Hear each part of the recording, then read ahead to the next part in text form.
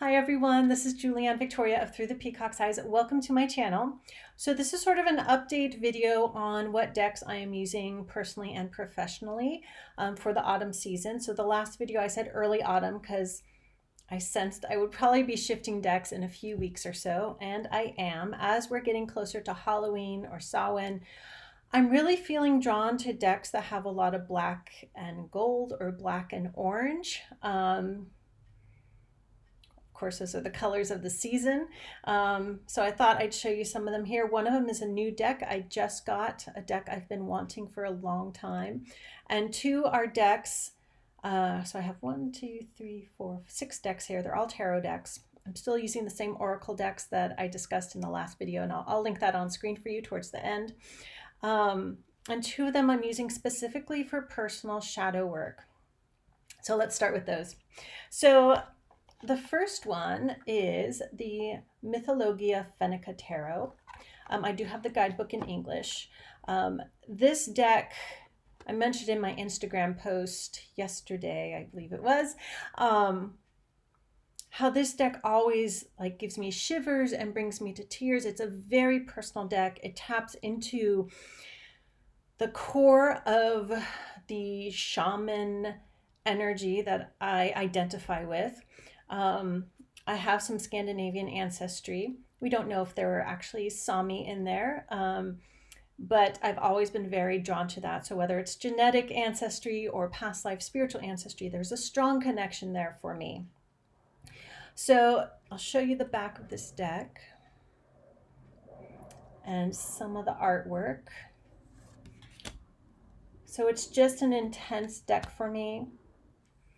I love all the bee. There's a lot of bees in it, and that's very personal message for me.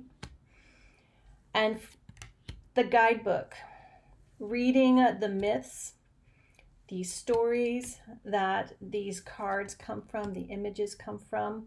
And I studied Finnish in college a little bit as part of my historical linguistic studies. And so I studied the myth a little bit there, the mythology, but just reading this guidebook, every story, every myth, every card, the way they tie in together when I do spreads, is just very powerful for me. So this right now is a major shadow work deck for me. It's always been a shadow work deck for me. And I've been using it, or I used it for one of the spreads that Joanna from Manamqua, she hasn't been posting on YouTube a lot. It's through her Instagram. She's doing a shadow work October tag, and so this is one of the decks I'm using for that. The other one is, don't want it to fall out here, is the Philarkos Tarot. It is a very shiny box. As you can see, the bits of light are coming through the blinds there. And this is what the back looks like. It's interesting because I think it's like a hole to her third eye. It's open. It's wide open. Now this deck, I think I told Natalie at Sanskrit Blue, it's like a cross between the Mary L and the Tarot of the She. So both of those decks I have and I love. So I'll just flip through this a little bit. So I'm using this one also for some of my shadow work spreads. What really strikes me is that on some of the cards there is writing on them. See if we'll get one here. And the little messages on the cards, now that's an intense devil card, isn't it? Like this one, they're very significant. So it says a pointing infinity in the here and now, and it goes on. Some of it's really tiny and I actually have to pull out my little magnifying glass to read it.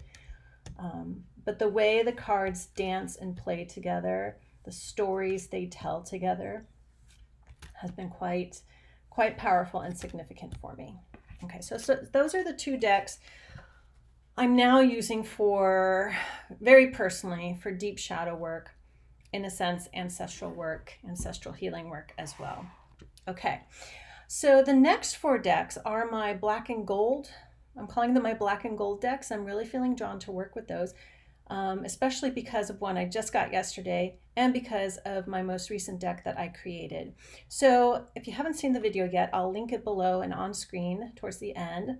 It's the Sigilla Medievalia, the Medieval Sigils Tarot. I did a full flip through in that video if you want to check it out. So it's pieces of parchment paper with sigils, individually hand painted sigils that I created. It also was a channeling of a past life, which I talk about in the full flip through video.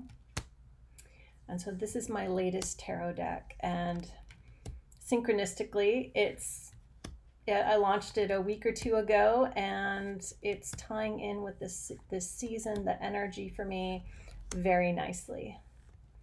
Okay, so that's, and the back is just parchment, pieces of medieval parchment. Okay, now the deck I just got yesterday in a very big box. I ordered it from France, Le Tarot Noir. Huge box. It is a second printing. It was out of print for a while, and about a year ago, for the first time and the only time I've ever done this, I actually was bidding on eBay for a modified copy of this deck, and then I was like, this is just too ridiculous, especially for a modified copy. And then not long after that, I heard a rumor that another printing was coming, so I waited. I waited until this fall so I could order it and get it. So it has a full-size book. It's all in French. I've studied a little French. It is full color pictures though. So it'll be slow read for me. And it's funny because I actually fall back on my Latin to read French. It works. Now the cards came like this in the box. They had the plastic strip across the middle, except as you can see, it doesn't fill up the whole box, so you can't store it vertically.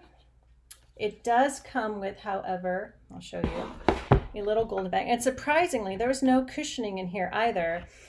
Even with just the plastic strip, the cards didn't come out banged up, which is quite amazing.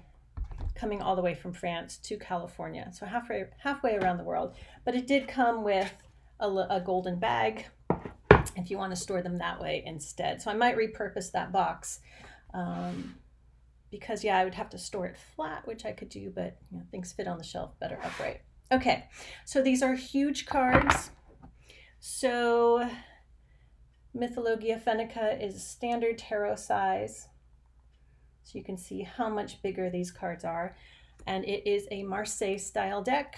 It's a medieval theme as well. So it's pairing very well with my Medieval Sigils Tarot, which is really exciting to have both these decks together at the same time. So this is the back. So black and gold. It is gilded. And actually the lighting's probably better this way. Slightly shiny cards, not too bad. So a medieval take, or I guess it's medieval anyway, but a more medievally look to the Marseille tarot decks. And it feels so perfect for the Halloween mid-autumn season. I like this temperance card. The look on her face is almost like, oh, woo. But she's doing it. She's blending them together. So I'm excited to have this to work with right now. And I don't work with my Marseille style decks or my Marseille decks, and then I have what I call my Marseille style decks because they're maybe a little bit different from that, or my pip decks. I haven't worked with them a lot. I pull them out of once in a while and I'll work with them for a few days and then I put them away because I really love to work with the imagery in the cards. And with the pip decks, there isn't a whole lot of imagery to work with, but I'm thinking of doing a video just going through all of them, part for you guys to see, a bunch of decks that are out there, and part for me to really sit down with them and work with them more. Okay, so my other two black and gold decks, the next one is the Marigold Tarot. And this one, I have a PDF download for it. Here's the back. Gilded. I might have talked about this deck last year. I did like 4 videos on the Halloween, Samhain, autumn season decks that I have. I guess I get excited around this season. I'm not sure if I did. I know I talked about the my other skeleton decks, and why can't I remember what they are right now? But I'll link one of those series on screen for you as well, so you can check it out if you want to. Oh, my Antique Anatomy skeleton decks. So yeah, lots of skeletons, not scary, creepy really, but acceptance of the cycle of life and death. That's very much a theme in this deck. It is a Pip-ish, a Pip-ish deck, Marseille style-ish deck, which you can see there, so 9 of Cups, but it's skeletons and the swords. Okay, so you get a feel for that one there.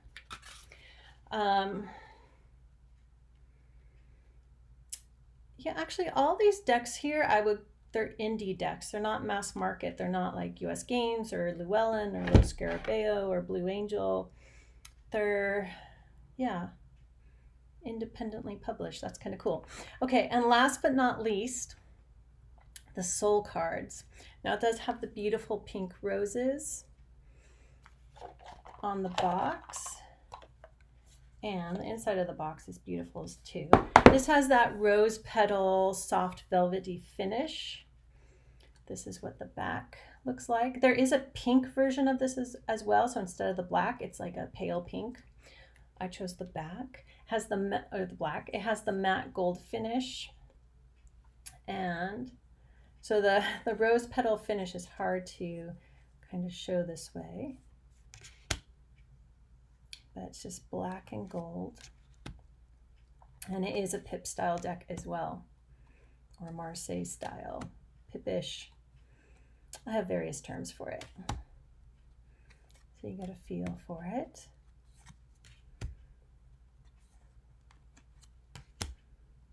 And you can see how the major arcana, they're just very beautiful how the creator put them together. And it's interesting because this deck, I very much, like, it makes me think of my mother, and she's passed on. Like, this is so like the soft rose petal, the roses, like, it's luxurious, and it makes me think of my mother. So maybe I have used it for a ancestral spread, a communication spread actually with my mother. I might use it more for that work as well. Okay, so that's the update on the tarot decks I am using now as we head into mid-autumn, sort of, almost. But I'll be using these definitely for the next few weeks. I might also make a video next about just fun Halloween decks I have, other ones I have.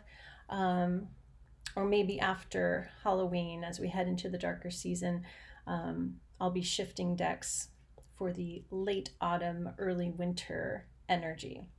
All right, that is my little deck video here. Thank you everyone for watching. Thank you for liking, share this with someone whom you think might like one of these decks, and thank you for subscribing, and I'll see you back here soon.